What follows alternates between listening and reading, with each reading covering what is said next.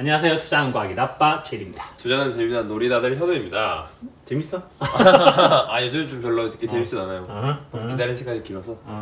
근데 여러분들은 그거 아셔야 되는데 보통 저희 영상에서 재미없는 파트를 차지하는 거 있잖아요. 이렇게 투자와 과학 기술, 물론 저희끼리 찍을 때 되게 재밌는데 팩트풀리스. 그죠, 팩트풀리스 이런 거 보통 아빠가 제외하세요. 그래서 아빠는 이렇게 인문학 좀 세계랑 관련된 얘기를 되게 좋아하시고 투자하는 태도 이런 거 되게 좋아하시고. 저 좀 이렇게 정보 같은 얘기를 좀 이렇게 하려고 노력을 하거든요. 저 조회수를 신경 쓰기 때문에. 그래서 코스피 2100 살까 팔까 이런 거 보통 다 제가 합니다. 그래서 오늘도 아빠는 좀 세계에 대한 얘기를 하고 싶어 하셨지만 저는 최근에 한국은행 금리 좀 금리 이슈도 있고 해서 저는 금리 같은 거 좀 다루자고 제의를 해서 금리를 좀 다뤄볼까 합니다. 한국은행에서는 이번에 이렇게 금리가 동결됐는데 저는 인하되길 바랬어요. 대신 소수 의견이 나온 거에 좀 만족을 합니다. 먼저 한국은행부터 얘기하시죠. 이거 참 만족한다고 하면 되게 좀 웃긴 건데. 그렇긴 하죠. 시장에서 이렇게 시장을 버려놨었으면 시장에 쇼크를 줘야 돼. 쇼크를 줘서 사람들한테 뭐라는가 하면 사람이 죽어가고 있잖아. 그렇죠. 죽어가고 있으면 뻥 하는 펌핑을 한번 해줘야 되는 거지. 근데 여전히 똑같은 패턴이었다. 그러니까 이거는 정말 실망스럽기 짝이 없는 행동인데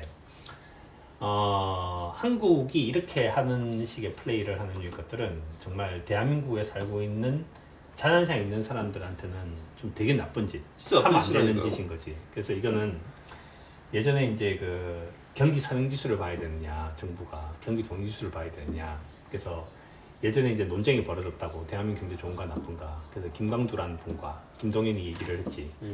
근데 김동연 그 당시 기획재정부 장관은 좋대.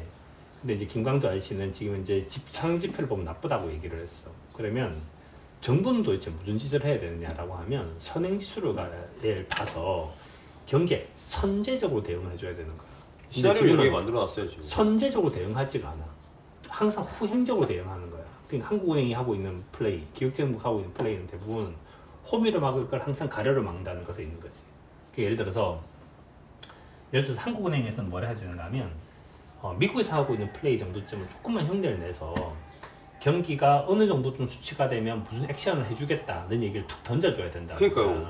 진짜 그 얘기만 해서 이렇게 서럽지 않았을 거예요. 그렇지. 지표가 떨어지면 대응할 여지가 있다라는 식으로 얘기를 했으니까. 그러니까 이걸 서럽게 만드는 거야. 서럽게 만드는 것이 우리가 예전에 얘기하면서 한국은 채권이 되게 어울리는 나라라고 얘기했던 이유가 경기가 확장되는 것이 있고 후퇴가 되는 것이 있는데 미국은 6대1인데 우리는 이게 3대2잖아.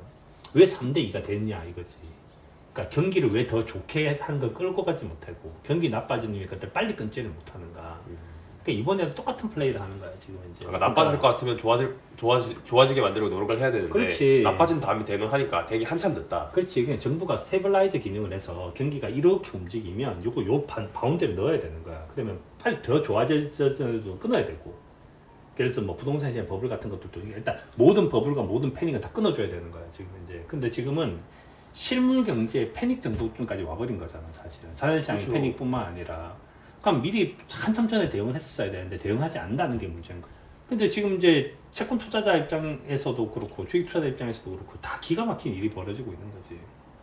그래서 뭐 한국은행의 이번 금리 동결은 그걸 보고 기쁜 주스라고 말하는 참 니도 참 안타깝긴 한데 말도 안 되는 일인 거지. 아니요, 동결은 내가 안타깝다고 생각해요. 근데 소수 의견이 나온 데 만족하는 거죠. 물론 이게 왜 소수 의견이어야 되냐 이거지. 그러니까 저는 이게 왜 소수 의견이 돼야 돼요? 인하했어야죠 진짜. 물가 아니 그러니까 이게 뭐 하여튼 정부가 뭘 하고 있다는 걸 얘기를 해줘야 되는 거야. 근데 미국은 이제 그렇게 하지 않는 거야. 깜짝이야. 미국은 일단 기본적으로 정부가 이제 시장과의 소통을 굉장히 열심히 하는 거지. 우리 소통은 너무 안 하고 있다. 지표가 떨어지면 금리 인하해 주겠다. 금리 진짜 고맙죠. 그러니까 예를 들어서 이제 보는 지표 자체가 시장 참가자들이 만든 지표를 보는 거 아니야. 그렇죠. 시장 참가자들이 기대하고 있는 물가의 기대치. 그러니까 뭐 이제 커멘트도 마켓 베이스드 메저 오브 인플레이션 이런 식의 커멘트를 쓰고 그게 이제 채권시장 참가자들이 국채시장에 투자하는 사람, 그 다음에 물가채 시장에 투자하는 사람들의 자료를 보고 너희들의 의견을 존중을 해서 내가 계산한 물가도 있지만 너희들이 계산한 물가도 참고해서 내가 금리를 결정하겠다. 이게 시장과 소통하는 거지. 그러니까 시장과 소통을 하니까 시장 참가자들이 편안한 거야. 아, 저 사람이 현장인데 저 사람이 지금 이제 멀리 보고 지금 배를 몰고 있다. 그럼 내가 이 안에서 충분히 내가 좋아하는 것들을 하면서 일을 해도 되겠다. 내가 저 모든 걸 다 볼 필요가 없다. 정부가 와치독의 역할을 하고 있다. 그렇게 생각하는 거지. 근데 미국에 이번에 그 투자들의 40%는 금리 2번 인하를 기대하고 있다는데 아빠는 투자 이렇게 금리 몇 번 정도 인하를 받으신가요? 이런 식으로 그거는 이제 마치 if then 같은 건데 그렇죠. if 현재 상황이 발생하면 3번까지 인하시킬 수 있는 거지. 그런데 노는 3번까지 있다. 말 그대로 요즘에는 그 if then의 if가 자꾸 바뀌어. if 뒤가. 그래서 FRB의 커멘트를 보면 커멘트가 경기에 대한 얘기를 하면 항상 쓰는 얘기가 그거야. recover, moderate, expand, solid, slow, decline, decelerate. 돌아가는 그러니까 패턴들이 딱 있는데 지금 그 패턴들이 다 깨져 버린 거야. 패턴들이 왜 다 깨졌냐고 하면 이거에 굉장히 큰 루트 코즈는 새로운 기술 발전이 없다. 그래서 생산성이 떨어지고 있다. 그 다음에 인구가 증가율이 둔화되고 있다. 이게 아주 큰 루트 코즈. 그 다음에 뭐 좀 짧은 단기적인 이유는 미국하고 중국하고 사이가 안 좋다. 아주 짧게는.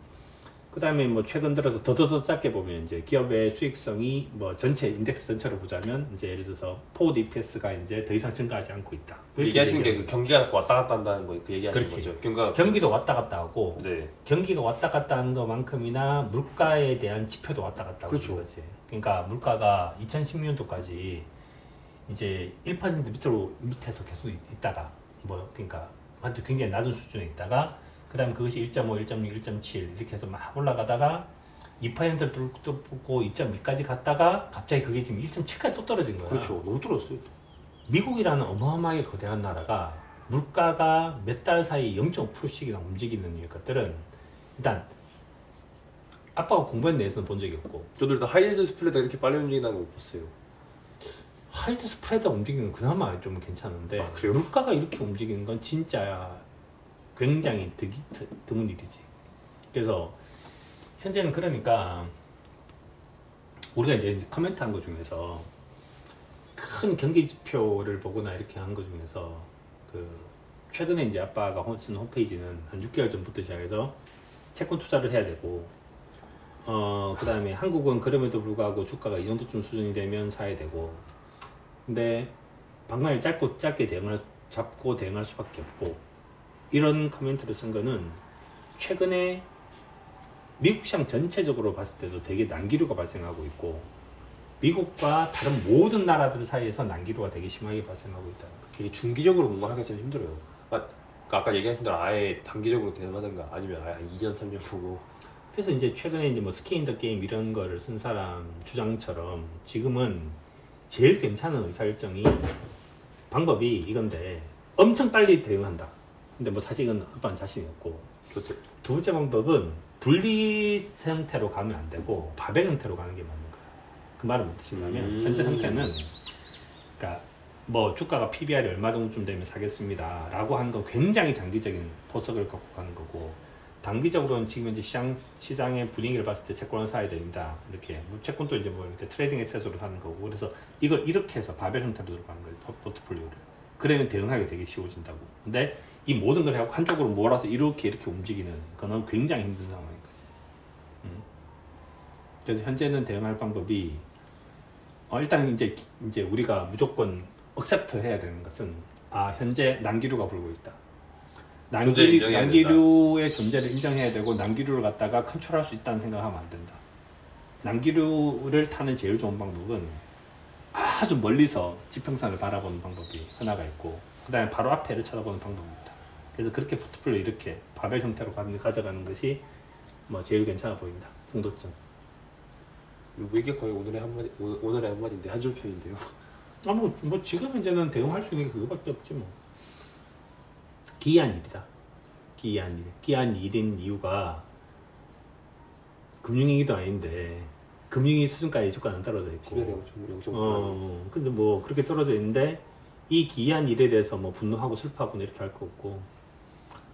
뭐 사실 슬퍼할 만하긴 해요. 근데 저도 근데 처음에 이게 2000까지 떨어졌을 때는 사실 되게 화났거든요.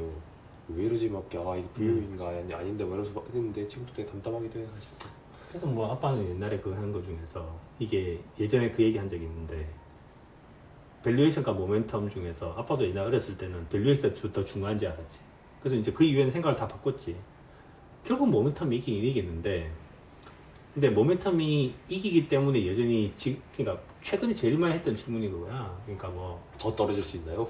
이 상태에서도 채권을 사야 됩니까? 라는 얘기를 되게 많이 했지. 그래서 아빠는 이 상태에서도 채권을 사야 된다. 다만 적게 사면 된다. 그럼 그 다음에 또 물어보는 거지. 그럼 도대체 이제 주식 언제 사면 됩니까? 주식은 사놓고 기다리고 사놓고 기다리고 사놓고 기다리는 거라는 거지. 그럼에도 불구하고. 뭐 그 정도쯤 느낌.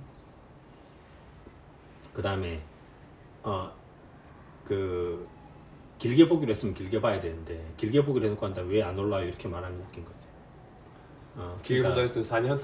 한번 그 4년까지 가진 않을 건데 그러니까 뭐 현재 우리나라의 재고 수환사를 보면 20개월 정도 좀 떨어지고 있는데 보통 20개월이 예전에 평균적인 18개월보다 긴 건데 또 에버리지로 생각하면 다 에버리지 정도까지 온 거지 뭐 하여튼 지금은 난규류의 존재를 인정을 하고 뭐를 하자 정도쯤으로. 오늘 한 줄 평이 필요 없을 것 같네요. 오늘 영상 여기서 끝내시도록 하시죠. 그렇게 합시다. 우리나라 정부가 제발 국민들을 버리지 않기를. 경제를 좀 신경 써주셨으면 좋겠네요, 진짜로. 그럼 뭐 영상 재밌게 봐주셔서 감사하고 다음 주엔 또 다음 주의 주제를 들고 오도록 하겠습니다.